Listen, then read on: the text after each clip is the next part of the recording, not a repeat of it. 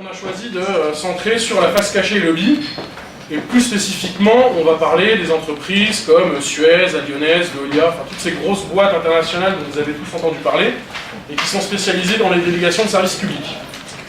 Alors, moi, pendant cette introduction, je vais essentiellement parler de la Lyonnaise des Eaux, qui est en charge de la délégation de services publics et de la distribution de l'eau à Dijon. Et autour de Dijon, mais plus spécifiquement là sur Dijon, parce que nous sommes face à un problème démocratique. C'est-à-dire que nous avons cherché à avoir les documents, les contrats, les avenants et tout ce qu'ils pouvaient avoir comme documents publics pour comprendre pourquoi l'eau était aussi chère que ça, puisque Dijon est une des villes les plus chères de France, parmi les plus chères de France. Et qu'est-ce qu'on a constaté? C'est-à-dire que nous n'avons pas accès au contrat, on ne sait pas ce qui se passe, on ne sait pas comment ça a été décidé, et on aimerait en savoir un petit peu plus.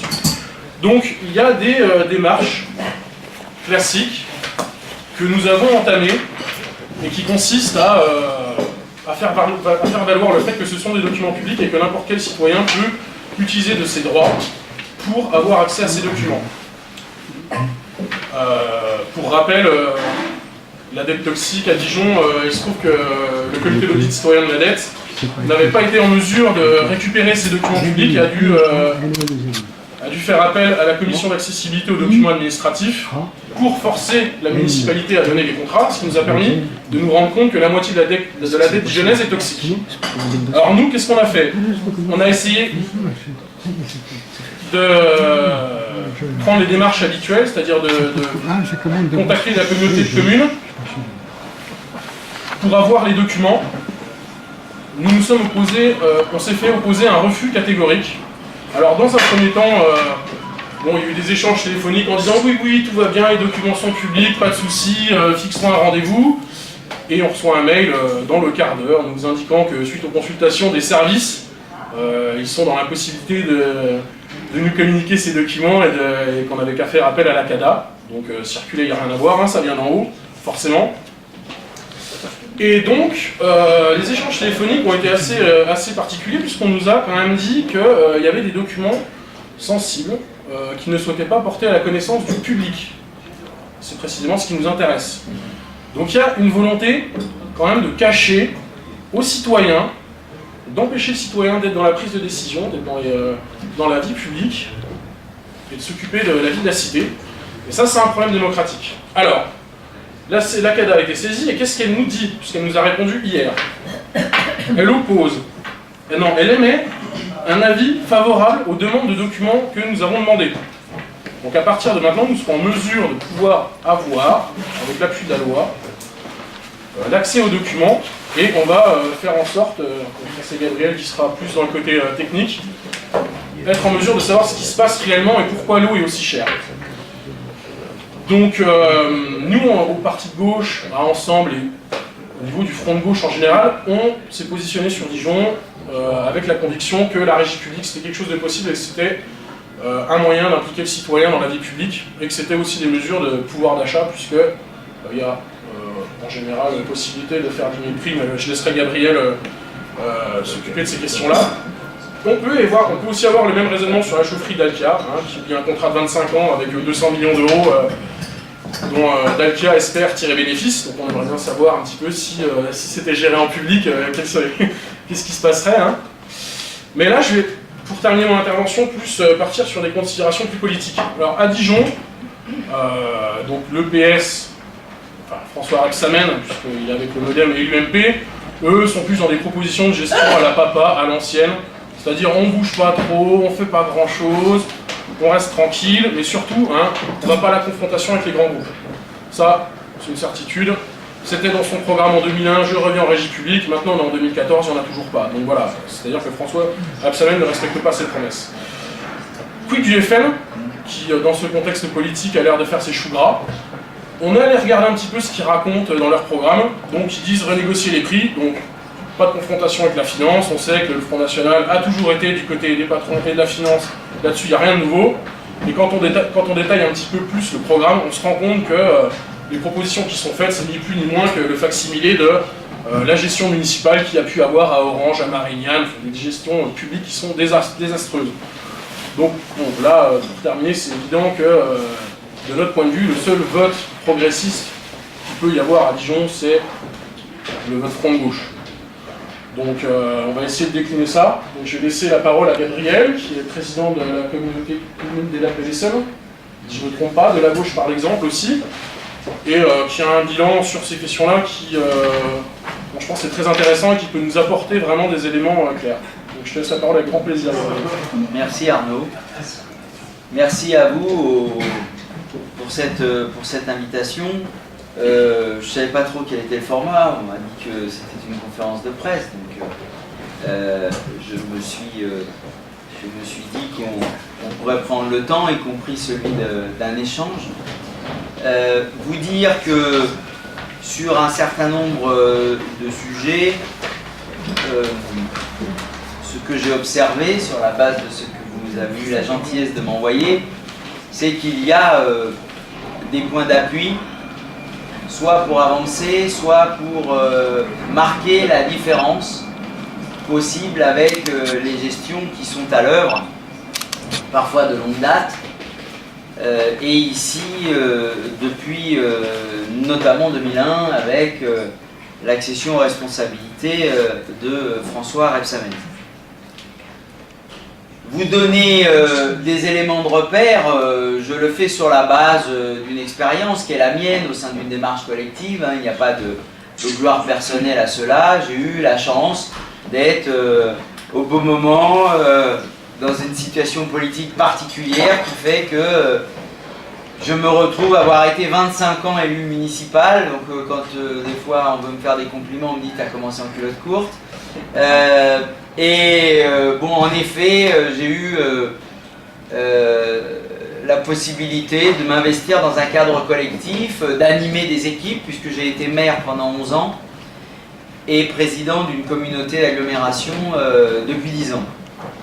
J'ai décidé de ne pas me représenter aux élections municipales de mars prochain, ce qui a fait que toutes les semaines, plusieurs fois par semaine, je vais appuyer les listes aux différents coins de France, et bien entendu, je vous rassure, les listes Front de gauche, ou à défaut, les composantes qui incarnent la stratégie du Front de gauche, même quand certains font d'autres choix que l'autonomie. Eh bien non, ne vous inquiétez pas, je ne suis allé soutenir que des listes qui refusent l'austérité et qui sont autonomes, notamment des partis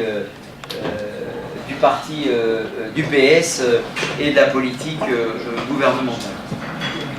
Il nous arrive d'avoir la satisfaction qu'Europe Écologie soit à nos côtés dans les listes autonomes, comme c'est le cas à Grenoble, où je me suis rendu la semaine dernière. Alors, sur votre combat à Dijon, d'abord, il va falloir revenir dans cette rencontre sur ce que a essuyé Arnaud, c'est ce refus auquel il a fait référence.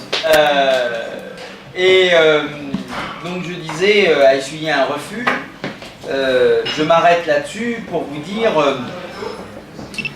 ayez toujours à l'esprit que la chose publique, les affaires publiques, les délibérations, les contrats qui en découlent, les avenants, les cahiers de consultation pour un marché public, les bons de commande qui en découlent, les rendus d'études, les rapports d'activité, tout ça est accessible au public. Il n'y a aucun document qui serait du ressort d'une administration qui sait tout, ou des élus qui se réunissent dans les alcôves municipales. Et quand on vous dit que ça ne vous regarde pas, dites-vous que justement il faut aller y regarder. C'est là que c'est pas clair.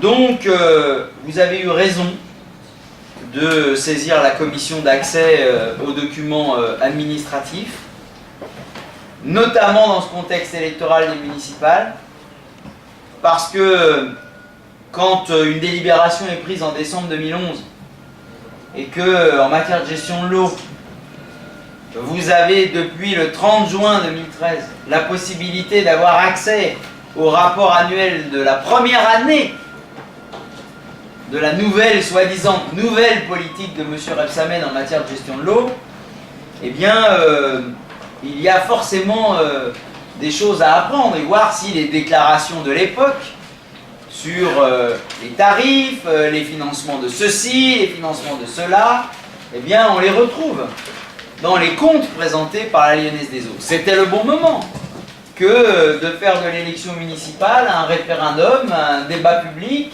et une sanction électorale sur la vérité des chiffres et des effets des contrats qui ont été signés. J'ai vu que dans votre actualité municipale, vous aviez d'autres domaines. Rassurez-vous, je reviendrai à l'eau. Que vous aviez d'autres domaines qui méritent quand même d'être creusés. Moi, je fais partie des élus municipaux qui ont rêvé d'avoir un crédit municipal. J'ai même jusqu'au bout imaginé que je trouverais les 3 millions d'euros indispensables pour prétendre présenter un dossier à l'autorité qui a compétence en la matière et recevoir l'autorisation de créer un organisme bancaire municipal. J'en ai vraiment rêvé. Tellement on sait aujourd'hui que dire à nos concitoyens on vous propose une banque de dépôt où votre argent ne va pas partir en fumée mais pourra concourir à un développement, à des objectifs écologiques, à des objectifs sociaux, à un soutien à l'économie sociale et solidaire. Normalement, quand on est de gauche, on se dit avoir un crédit municipal, c'est pour rétablir la monnaie dans la vie locale comme étant faite pour échanger, organiser des échanges économiques et donc une circulation monétaire entre des acteurs locaux, usagers, commerçants, producteurs, entreprises de services, etc. Bref, je le vis même comme un outil de développement économique. Si je veux bien avoir l'audace de faire autre chose que de laisser faire les marchands de biens, les constructeurs faciles, ceux qui remplissent à un temps, répondant à des effets de mode du marché et qui vous remplissent tantôt de fast-food nos villes, tantôt de hangars pour la logistique, bref, de choses qui ne sont pas pensées par un autre objectif que celui de la rentabilité financière à court terme. Ne parlons pas des portefeuilles constitués par les marchands de biens qui gardent du foncier pour développer d'autres endroits en périphérie et faire monter les prix de telle manière que l'emploi et l'activité économique dans le cœur des villes n'est plus possible et à l'arrivée, eh bien, on vend ça pour des opérations de logement de standing inaccessibles par la masse des demandeurs de logement. Je fais cette insertion parce que je pars toujours de l'idée que la question économique, la question de l'emploi et la question de la manière d'aménager passe par une intervention publique et une maîtrise du foncier. Et là, je crois qu'en la matière, vous avez des points d'appui pour porter tout au long de la mandature 2014-2020 par les élus qui rentreront au conseil municipal, nous l'espérons, et bien là aussi la nécessité de développer des outils fonciers qui sont à la rencontre de l'intérêt général, que ce soit sur les questions écologiques ou que ce soit bien entendu sur la question du droit au logement et la réhabilitation aussi de l'espace public comme étant l'espace commun et pas l'espace délégué et qui a vocation à faire des profits. Je pense à ce que les entreprises privées d'entretien, de nettoyage d'espaces verts peuvent développer, les gestions de parking où on paye plusieurs fois le service rendu, voire même dans la durée, la réalisation des permis, des parkings quand on les confie dès la construction à ces entreprises privées. Vous avez aussi la question de la dette. Tu y as fait référence.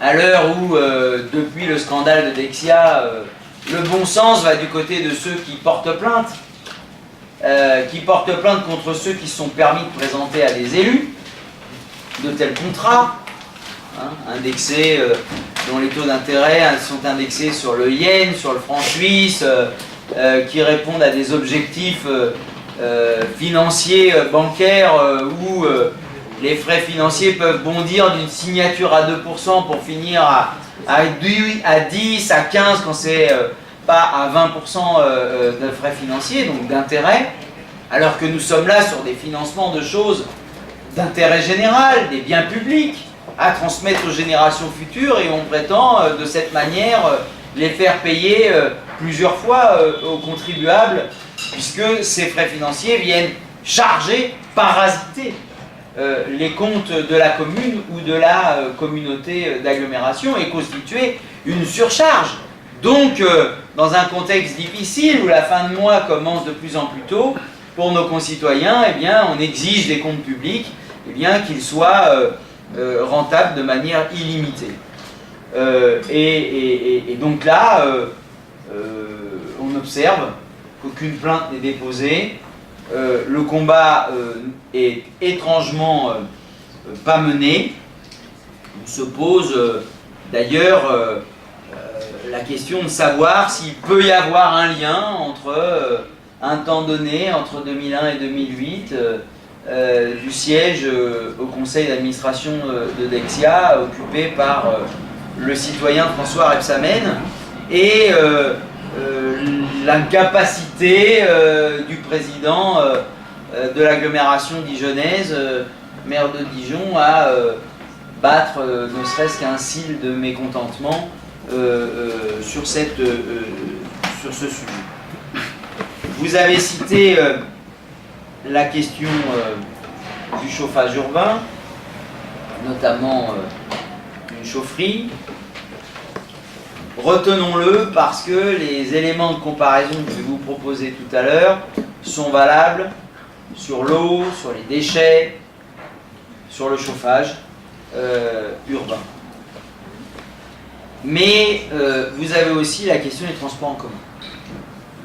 Sur les PPP que j'ai pu observer, là je reviens de Dijon, j'avais regardé aussi d'Avignon, et j'ai regardé le mois dernier sur Alès. À chaque fois, on constate que ces partenariats public-privé conduisent à ce que le matériel investi est remboursé par les usagers. En l'occurrence là, on va dire plutôt par le versement acquitté par les entreprises de plus de 9 salariés, parce que comme partout en matière de transport en commun, la billetterie et les abonnements représentent une part assez modeste de l'ensemble de la dépense en matière de transport. Et vous maîtrisez ces aspects-là, et donc j'espère qu'on pourra faire rebondir ce raisonnement à partir de votre situation locale, d'autant que je sais que la liste du Front de Gauche porte la revendication de la gratuité des transports en commun. Donc il y a là, bien sûr, le budget possible. Mais dans le premier budget, pour arriver à financer un service public et imaginer le rendre gratuit, il y a déjà admettre qu'on n'a pas vocation à payer plusieurs fois un matériel qui peut être comptablement et techniquement amorti en comptabilité publique sur des durées allant de 5 à 7 ans.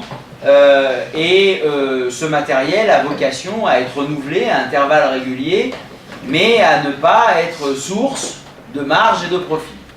Après, vous avez la délégation de services publics à, en effet, Keolis, un fonds de pension québécois allié à une filiale de la SNCF et à AXA, si ça n'a pas bougé plus récemment.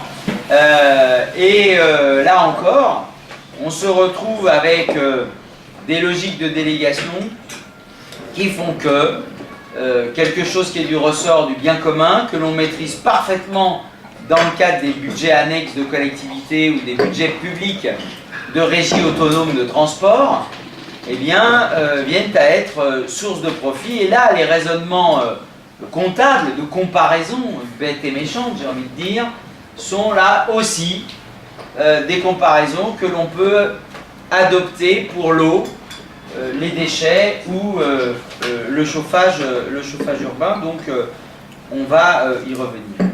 Je profite que je parle de la régie autonome des transports, qui est dans le langage et le propos du Front de gauche à Dijon, que comme pour l'eau, mais peut-être mieux que l'eau, la régie autonome de transport, c'est la formule la plus affinée, la plus intégrée de ce que nous défendons au parti de gauche, qui est la création de comités des usagers comme point d'appui pour co-gérer avec les usagers les services publics. Là, on a affaire à un établissement public industriel et commercial qui a non seulement une autonomie financière, mais la personnalité morale. Et dans ce cadre-là, en régie autonome, on peut construire le projet de service public avec les usagers et avec les personnels de la régie de transport. Et je dois dire que, moi qui suis un défenseur de la fonction publique, n'ayez crainte, je veux quand même dire que, après les gestions déléguées à des sociétés comme Keolis ou ailleurs, Transdev, puisque j'étais à Besançon mercredi et que là il s'agissait de Transdev, eh bien les salariés doivent aussi se sentir accueillis. Et donc moi je propose que, et c'est ce que nous faisons dans le programme qui s'appelle Dans nos communes, place au peuple, que vous trouverez là sur la librairie, c'est nous proposons de faire du judo avec la loi existante en quelque sorte. C'est que les salariés de ces sociétés puissent retrouver à minima avec le contrat de travail et les acquis obtenus dans l'entreprise dans laquelle ils se situaient auparavant. Je dis à minima parce que quand on voit le conflit récent ici à l'initiative des salariés de la Lyonnaise des Eaux, vous en avez fait état tout à l'heure, ou les grèves successives des salariés de Transdev à Besançon, du fait de la dégradation des conditions de travail, il y a aussi là des réalités humaines. C'est que pour tenir les objectifs financiers, voire des nouveaux objectifs en cours de contrat qui sont assignés par le conseil d'administration en termes de dividendes à reverser à la fin de l'exercice, eh bien, on a des salariés qui sont la variable d'ajustement. D'ailleurs, à ce propos, si à un moment donné, M. Rebsamen prétend avoir obtenu des baisses de tarifs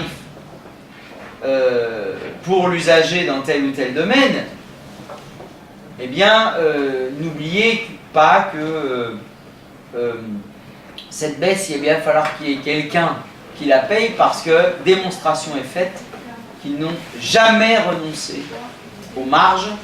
Et d'ailleurs, à propos des marges qu'ils font sur le dos des usagers, vous avez au travers du dossier de l'eau la preuve que ces marges existent, puisque François Rebsamen prétend qu'au-delà de 5%,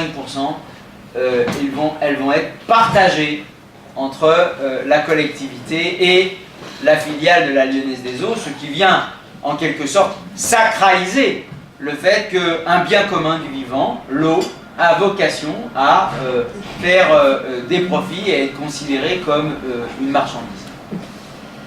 Alors, sur ces comparaisons comptables, parce que bon, vous avez compris que nous sommes animés de convictions politiques, on essaye de les faire partager à nos concitoyens, mais il y a des fois des têtus qui prétendent que nous sommes de doux rêveurs et que nous confier les deniers publics serait une catastrophe. Et là, je pense qu'il ne faut pas se laisser faire. Oui, nous pensons que nous défendons de belles utopies qui ont vocation à préserver et à rendre accessibles les biens communs. Nous défendons le patrimoine public, c'est-à-dire le patrimoine de tous, et notamment de ceux qui n'ont pas de patrimoine. Bon. Mais nous avons aussi à cœur de faire la démonstration que nous sommes meilleurs gestionnaires des deniers publics que l'on nous confie, que nos détracteurs, et notamment ces féodaux, ces châtelains municipaux qui prétendent bien gérer. Parce que si bien gérer, c'est organiser l'opacité totale sur les emplois qui sont répercutés, ici à la chaufferie dans les charges, ici au transport en commun pour le versement transport ou la billetterie acquittée par les usagers qui montent dans les transports en commun, encore sur la facture de l'eau, et ne pas être en situation de savoir qu'on nous fait réellement payer, et notamment si on ne nous fait pas payer plusieurs fois les mêmes emplois, d'une même filiale ou d'un même groupe. Je pense bien entendu qu'à coup sûr on nous fait payer des gens qui ne servent à rien pour la bonne marche du service public. Imaginez les emplois au siège, ceux qui font les éléments de langage pour que vos élus vous racontent les mêmes balivernes d'un coin à l'autre du pays sur le fait que tout ça est bien géré, que les multinationales ont un savoir-faire, qu'elles ont la surface économique pour faire face à la canalisation qui casse, à la rupture de caténaire, à la conduite de chauffage urbain, alors qu'ils n'assurent rien du tout, puisque quand il y a un accident, la première chose qu'ils font, c'est venir voir la collectivité, comme ici, pour dire « Notre contrat ne peut pas se terminer en 2015, comme dit la loi, il faut qu'il aille jusqu'à 2021, parce que vous comprenez, on a dû faire des investissements et c'était pas prévu au contrat, donc vous n'allez pas en plus nous raccourcir le contrat. » Là, je parle de la gestion de l'eau, et notamment du fait que le contrat qui a été signé en 1991, ici, pour la distribution de l'eau potable, doit se terminer le 2 février 2015, conformément à la jurisprudence Olivet, mais conformément à la loi, dite Sapin d'ailleurs. Et une décision du tribunal administratif de Troyes, le mois dernier, vient en plus de confirmer que les arguments invoqués, qui visent à maintenir ces contrats au-delà du respect de la loi, sont sans valeur. Et que l'expertise est insuffisante en la matière, et que ceci ne peut pas passer comme une lettre à la poste. Je reviens à mes moutons pour vous dire qu'il y a aussi ces obsédés de la rentabilité financière qui émargent dans vos factures et dans vos impôts quand il y a ces délégations de services publics. Ceux qui sont là, non pas pour gérer comptablement, mais pour gérer avec l'idée que le rendement doit être maximum.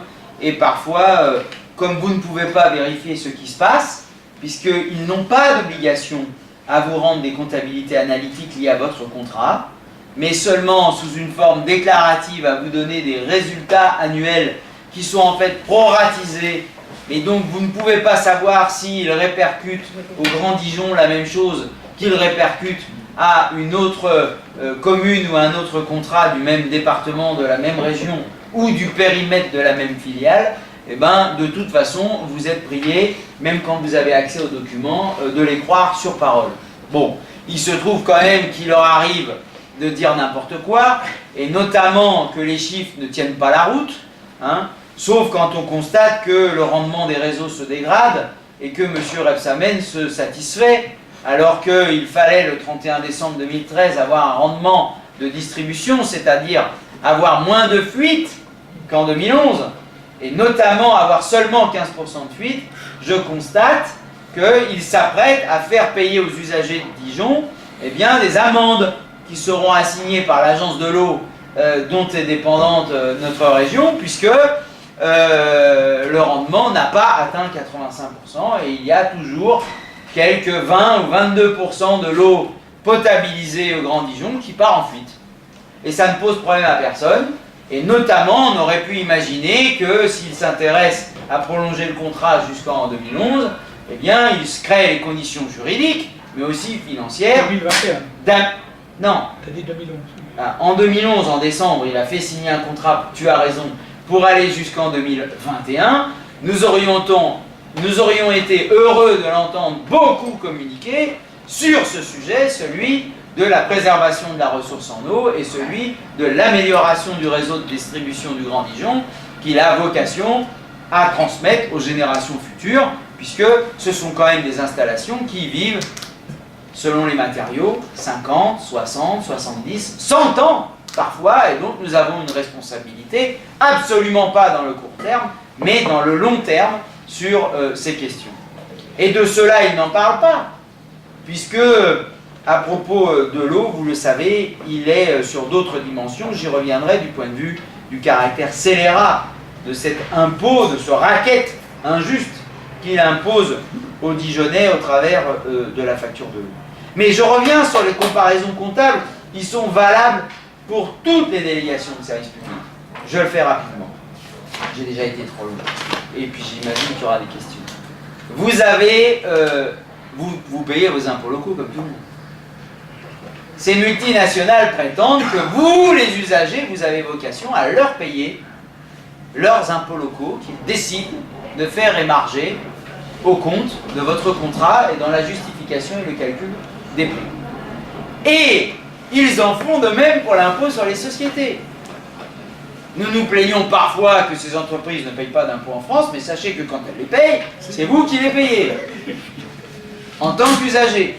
C'est jamais sur la base de ce qu'ils ont réalisé comme chiffre d'affaires et comme bénéfice inouï.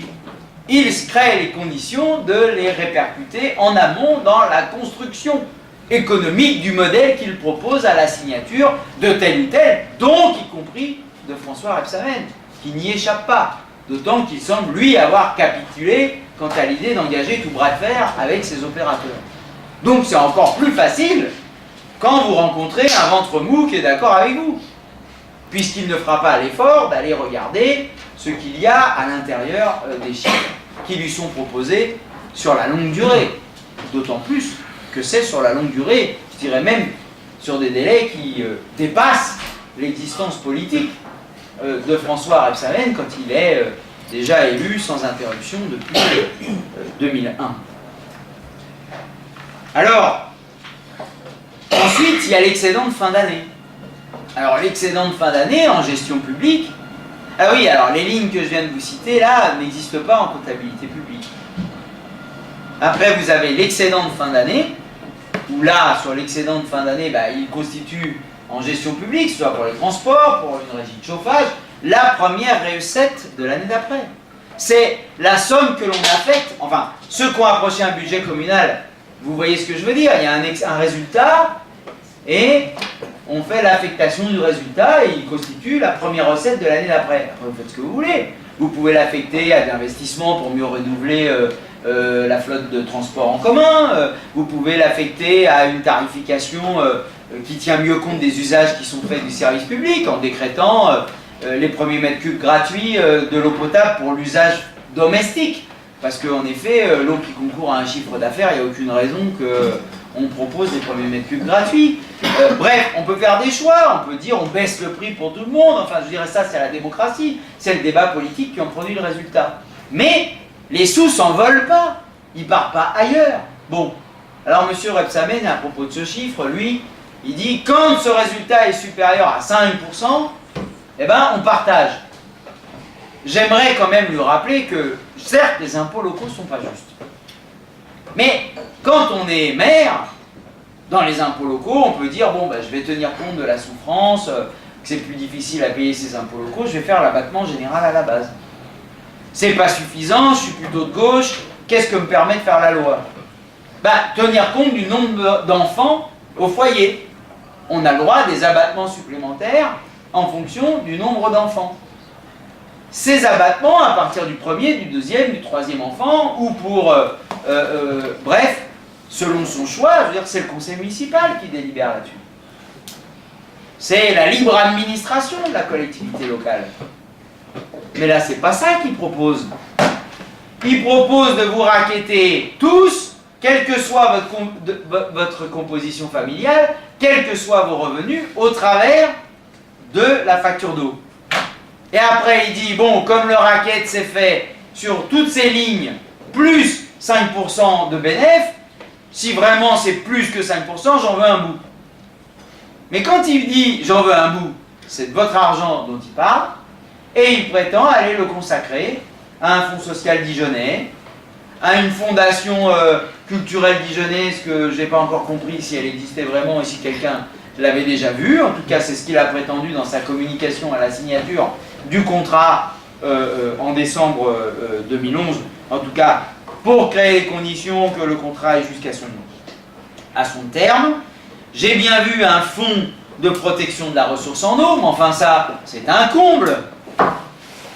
Parce qu'il faut attendre qu'il y ait un fonds spécifique pour la ressource en eau pour se préoccuper à l'intérieur du budget d'exploitation de cette même ressource de sa préservation et de sa protection. Ben, j'espère bien que dans n'importe quelle politique publique, on se préoccupe du grand cycle de l'eau et que donc on se préoccupe de savoir si on va faire non seulement de la protection de ressources, mais peut-être soutenir l'agriculture biologique, pour plus largement que dans le champ captant, inverser le cours des choses et faire reculer ce qui peut apparaître à l'état de trace, mais vous savez que c'est plus à l'état de trace que l'on trouve les nitrates, les pesticides, etc. dans la ressource en eau. Bref, c'est une politique de planification écologique sur le long terme qui doit s'organiser et pas in fine quand on est élu depuis 2001. Alors au lieu de faire la régie publique qu'on a annoncée pour se faire élire, on signe un machin pour rester coincé jusqu'en 2021 et on prétend qu'il va y avoir 500 000 € enfin pour un fonds de protection de la ressource. De qui se moque-t-on? Et puis il y a une ligne dont je n'ai pas parlé, qui n'existe pas en gestion publique. C'est ce qu'ils appellent la participation financière aux organismes centraux et à la recherche. Et nous, tu ne me contrediras pas, j'espère, nous on appelle ça les remontées financières à la holding. Hein. C'est plus simple, c'est moins long, puis c'est plus clair. Donc là aussi, j'ai hâte que grâce à la décision de la CADA, nous ayons accès à ces comptes pour regarder entre 2009 et 2010 combien, et 2012, pardon, puisqu'il faut regarder l'effet du premier rapport, dans le premier rapport, eh bien, à combien c'est révélé être le niveau de cette remontée financière. Et quant à la recherche, généralement, on cherche dans les rapports, je ne sais pas si le collectif a trouvé, mais on ne trouve jamais qu'est-ce qu'ils ont cherché, et si par hasard, ils ont cherché quelque chose, comme c'est nous qui l'avons payé en tant qu'usagers, on aimerait bien savoir en quoi on en a bénéficié, puisqu'ils prétendent que c'est un service qu'ils nous ont rendu. Bon. Donc là aussi, il y a de l'évaporation, et ceci vaut pour toutes les formes de DSP. Vous aurez compris que nous défendons l'idée qu'il est indispensable de promouvoir la gestion publique, parce que nous en avons la conviction politique, parce qu'il s'agit de biens communs, et bien de tous, mais a fortiori dans ce contexte d'austérité, nous ne sommes pas dupes. Et nous avons parfaitement compris qu'ils organisent depuis Matignon et l'Élysée l'asphyxie des comptes publics pour amener à externaliser encore plus de services publics au service des banques et des entreprises qui veulent exploiter au lieu et place de la fonction publique et des élus ces services. Mais la logique économique fera que cette austérité sur les comptes publics sera une austérité aggravée pour vous, au-delà de la situation d'emploi, des salaires, des retraites, etc. Il y aura en plus la surtaxe derrière, puisqu'il faudra payer les profits. C'est-à-dire qu'il faudra payer les 20% de taux d'intérêt sur les partenariats publics-privés. Il faudra payer les 25% de surfacturation sur les DSP au travers soit des tarifs pratiqués en matière d'eau potable, soit au travers des impôts et redevances en matière de déchets ou en matière de transport en commun, ou encore au travers des charges, quand il s'agit des charges récupérables, comme les déchets pour les locataires, le chauffage urbain pour les citoyens, qu'ils soient propriétaires ou locataires concernés par les réseaux de chauffage. voilà le témoignage que je pouvais vous apporter pour un peu lancer la discussion, des questions s'il y en a, et vous dire que le front est renversé. J'espère avoir donné des points d'appui, des arguments pour les derniers jours d'une campagne électorale, mais aussi pour toute une mandature municipale, pour dire, voilà, les réputés rêveurs, quand c'est pas bolcheviques irresponsables, hein, pour reprendre leur vocabulaire préféré, eh bien, vous avez, je crois, dans les expériences de gestion publique et dans la réalité des chiffres, des points d'appui pour démontrer que les bons gestionnaires eh ben, sont plutôt de ce côté-ci et qu'eux sont au service du capitalisme et du capitalisme financier notamment, et que cela, ce n'est absolument pas un signe de bonne gestion communale et, pour reprendre leur formule, de bons gestionnaires des deniers publics. Voilà, je vous remercie.